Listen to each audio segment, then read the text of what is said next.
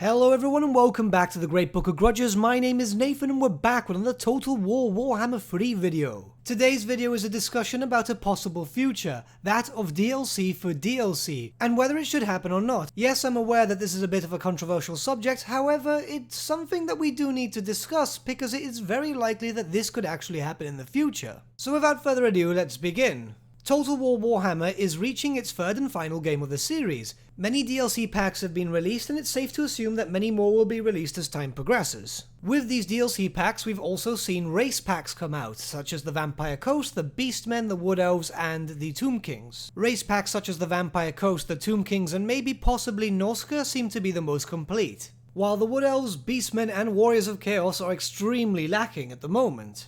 The Beastmen and the Wood Elves not so much compared to the Warriors of Chaos, who have the most lackluster DLC pack of them all.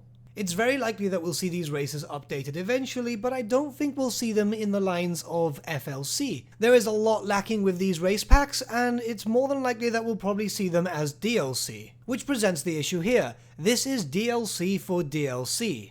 Something that Creative Assembly haven't really confirmed or denied that we'll actually see or not, but a lot of the fan base on the forums has been screaming that they don't want this whatsoever. And to be honest, I kinda agree with them in a certain way. Why should we pay for the same thing twice, essentially? But we're going to discuss this in length in both aspects, defending it and going against it too, and seeing if we can come up with a conclusion. The races which are quite lacking at the moment will eventually have to be looked at, and there might even be more races in the future depending if we get more race packs in Total War Warhammer 2 or Total War Warhammer 3. Some of these races, more importantly the Warriors of Chaos, have had massive story elements with practically every race in the Warhammer fantasy world. And given the fact that so much is currently missing from their current army book, it's safe to say that we might eventually see a DLC pack or two in regards to them. So now let's look at it in the both ways. On the first hand, we've got the fact that really we shouldn't be paying for extra DLC for DLC.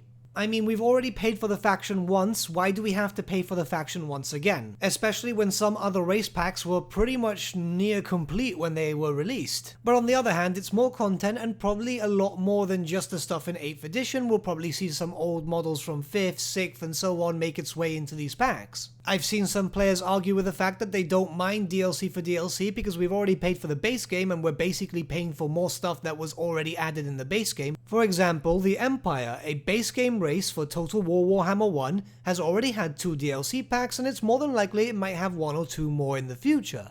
So I've seen a lot of fans on the forum also speak about the fact that they're willing to pay for these DLC for DLC packs so long as the pack is actually worth it. So in the hypothetical, if we did end up getting DLC for DLC in Total War Warhammer 3, how would this work? Not only for the players who do have both packs, but those who do not have any of the packs prior to this. Say for example, a DLC for DLC pack for the Warriors of Chaos was released in Total War Warhammer 3. How could this DLC pack be used by both sets of players? Well, I imagine that in the best case scenario, it would take inspiration from the Hunter and the Beast DLC. Whereas you'd be able to play as the Warriors of Chaos in the narrative campaign for Total War Warhammer 3, but not be able to use the Warriors of Chaos in whatever the Mortal Empires for Total War Warhammer 3 is going to be called. We'll just call it the Mega Empires. This was the case for Marcus Wolfheart, where you could be able to play him, but not in the Mortal Empires until you actually unlock the Mortal Empires. Now, it is also very likely that you could also own Game 1, Game 2, Game 3 and have the big Mega Empires map,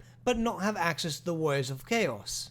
Mainly because you don't have access to the first DLC, however it could be possible that you could play as the new faction, using its new units, lords and so on, but you wouldn't have access to Archeon, Korlek and Sigvald.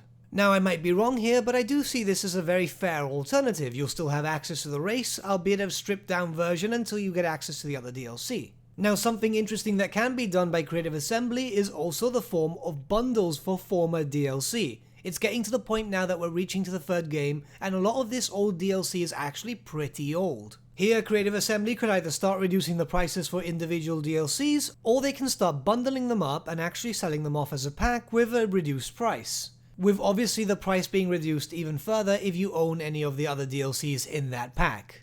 I'm trying to come up with alternatives here because whilst it's not been confirmed that we will get DLC for DLC, it does seem quite likely. But obviously we'll have to put our trust in Creative Assembly and hope that they can find a solution that works for everyone. But what do you guys think about DLC for DLC? Are you in favor for it? Are you against it? Do you guys have any suggestions on how this could be done, or if it should not be done whatsoever? Let me know your thoughts in the comments below and let's start a bit of a discussion, shall we? But with that, my friends, we've come to the end of our video. Thank you so much for watching. If you did enjoy the video, might I suggest giving the video a like, or even subscribing to the channel, as it really does help us out.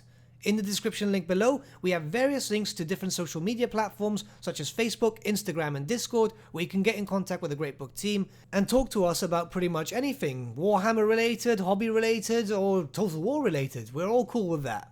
Also in the description link below is an affiliate link with Element Games where you could buy loads of hobby-based products, not just Warhammer, for 10 to 25% off.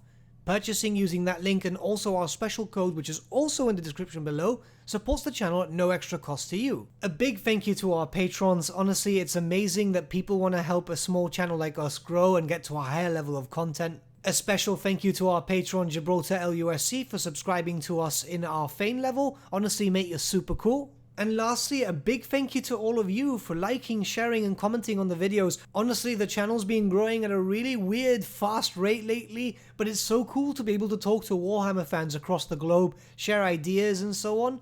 I've not been able to talk a lot lately on the comments section, but I have been really busy with work, being a frontline worker and so on. But with that, my friends, thank you for watching once again, and have a good day.